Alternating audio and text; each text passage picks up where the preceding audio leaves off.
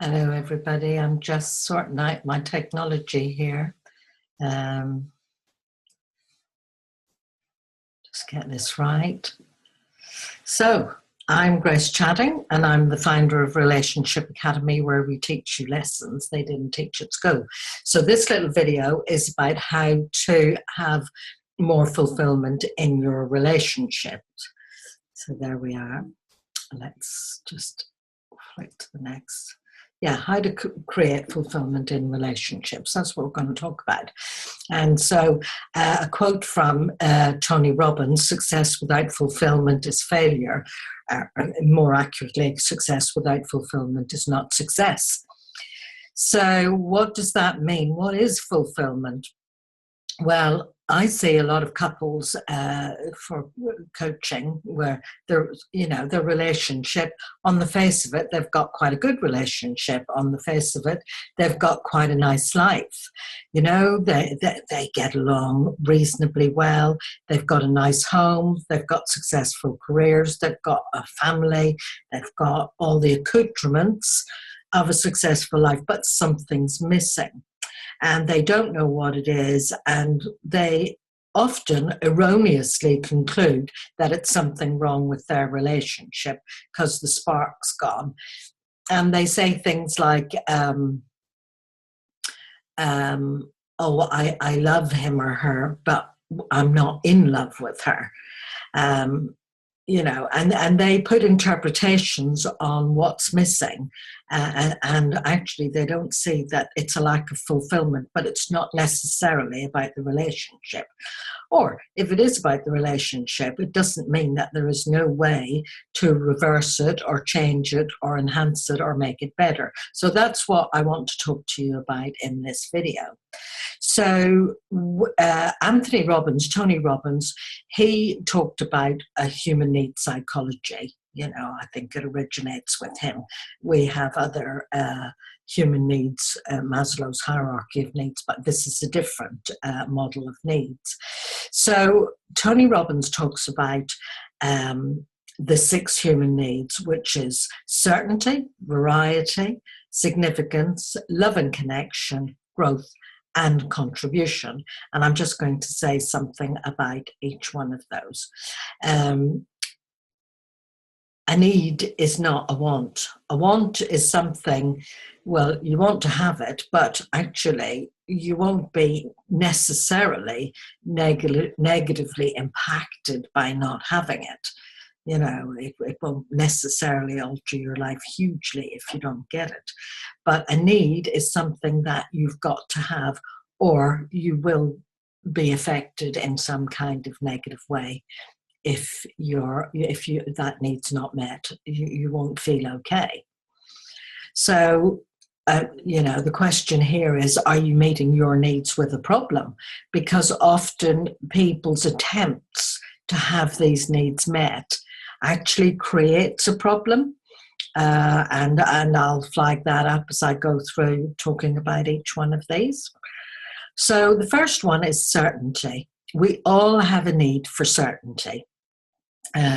Right from when we're children, when we're coming home from school, it's nice if we've got some certainty that when we come home, at least one of our parents is going to be there.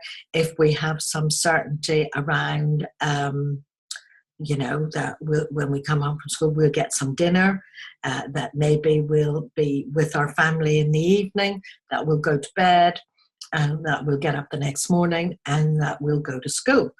And it's the same with a relationship. Our need for certainty is met if we know, for example, that our partner's going to be with us this evening, at the weekend, next week, next month, next year. So there's a degree of predictability in that, and when there's a reasonable degree of predictability, we feel secure. We perhaps feel certain that whatever work we're doing, that we'll be doing, we'll have a job tomorrow, next week, next month, next year. When either our relationship is breaking down and people start talking about divorce, their uncertainty goes up. If they've been made redundant or lose their job, their uncertainty's up. That raises with it financial instability and anxiety, and that's more uncertainty. And the higher the levels of uncertainty around for someone, the less happy and the less well they'll feel. So it's useful for couples to boost each other's levels of certainty, not in a neurotic way, but there's some couples who are not married, when they've maybe been living together for a year or two or whatever, and maybe they've never got around to making any explicit commitment to each other. Maybe one of them is hoping that they'll have a family one day, but they've never really discussed it. So it remains uncertain. And often people carry levels of uncertainty and they're not even necessarily aware or conscious that they have that uncertainty, but they do. So, often people's need for certainty is not met, and usually a way that people go about trying to meet that is that they become controlling, and they try to manipulate and organize what their partner's doing, where they're going, what and how they go about things. So that's one way that it's an unhelpful way of trying to meet a need. The second need is for variety, and that seems to be a bit of the opposite of the need for certainty. But if there's too much predictability, like every day you do the same things, and I know some older folk, and I don't mean that as any kind of an ageist statement, that they have morning coffee at 11 o'clock, they have dinner at lunch at 1 o'clock, they have afternoon tea at 3 o'clock, they have dinner at 6 o'clock, and they go to bed at 10 o'clock. And their life is very tramlined and organized, and there is no variety in their lives. And couples often, when they have children, because routines and predictability is good for children, but a couple can get caught up in those routines year in and year out, and there's no spontaneity, and they get bored and they become boring. So there is a need for variety, to do something spontaneously, go places that are different, and see different people. We have a need for things to not always be the same. So the third need is for significance. And what does that mean? It means that we all need to feel that we're important, that we matter, that we're special, and that we're valued. And so that really makes a difference, having that need met. Often couples get caught up in saying to their children and their family and their work, and they tend to take each other for granted, and they don't express appreciation to each other. And their need for significance for women is often met through their children and their children needing them. And for men, their need for significance is often met in their work in their career. And for some, the need for significance is met in having an affair. And one thing's for sure, when somebody's having an affair, they do feel special and valued and needed and wanted. So it's important for couples that their need for significance is met within the relationship. And, do you make or contribute to your partner feeling valued and special and important? So it's a big one. We all need to love and to be loved, and we all need connection. Now, many of the couples, if not probably probably most of the couples that I see, but the thing that drives them to actually come to see me is, although they love each other, they don't realize that their need for connection has gone. They've become disconnected. So they know they love each other, but they don't feel connected to each other. And they don't know that that's what the problem is. That this is a really important one somewhere along the line, and it usually happens after there's children and all these routines and people just getting set in their ways, taking each other for granted without anybody noticing it. The connection gradually gets lost. And what people tend to do, so it's solving a problem with another problem, what they tend to do is they notice this dissatisfaction that something's missing, and they think, oh, I need to join a club, or I need to go to the gym, or I need to get out more or see my friends more. So they will go outside of the relationship to get the need met, not realizing that what's missing is their need for connection. And so that's a big one, and I'll say a bit more about that in a minute. So those four, certainty, variety, significance, love and connection, are what are classed as the four personal needs. The last two are more what's spiritual needs. And I've put here, it's the ticket to fulfillment, because mostly people don't know about these needs. They don't know they've got them. They're not aware of it. But actually, the meeting of these needs really do help with your spiritual development as well as your personal development. So the need for growth, we all need to be growing. I'm 70, I'm still growing, and I know I will continue to grow. For example, when you, if you're part of a couple, when you first get together, that forging and forming a relationship, there is growth in that. Actually deciding to launch into a full-time relationship, possibly a lifetime relationship with somebody, it all feels a bit risky. And there is a level of personal development that happens in working your way through that, setting up home together, starting, even getting married, having a wedding, purchasing a home, starting a family, developing in your career and in your community. There's a lot of growth that happens at that life stage and that stage of life. So the thing is, afterwards, things plateau out, and people don't realize that actually they're meant to continue growing. It's in a different way, but there is still growth that needs to happen. For example, I became a grandmother some years ago, and there's growth for me in being a grandmother. I'm not just a granny who babysits occasionally. I see that as a vital and important role. And I spend time with my granddaughter, passing on what I hope is some wisdom for her, that it's going to make a difference to her.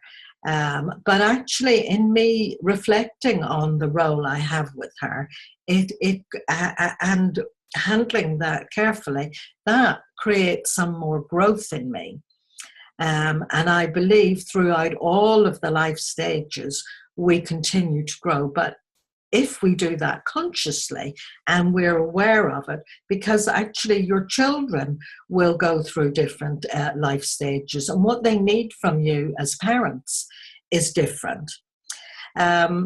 But also, taking courses, expanding your skills and your gifts and your talents, developing them. Learning and developing are two different things. We can learn a lot without developing anything. You can read books but actually you have to apply the learning to grow and develop. So growth is an important need. Sometimes I see couples where one is growing and developing and the other one is staying where they were, and actually one outgrows the other, and then they're out of alignment with each other. It's important for couples to get into alignment and for both of them to encourage and support each other in their development and growth as a human being, as a partner, as a parent, as someone in the community, in the country, in the world. So it's important to be aware of that. So the last one is for contribution.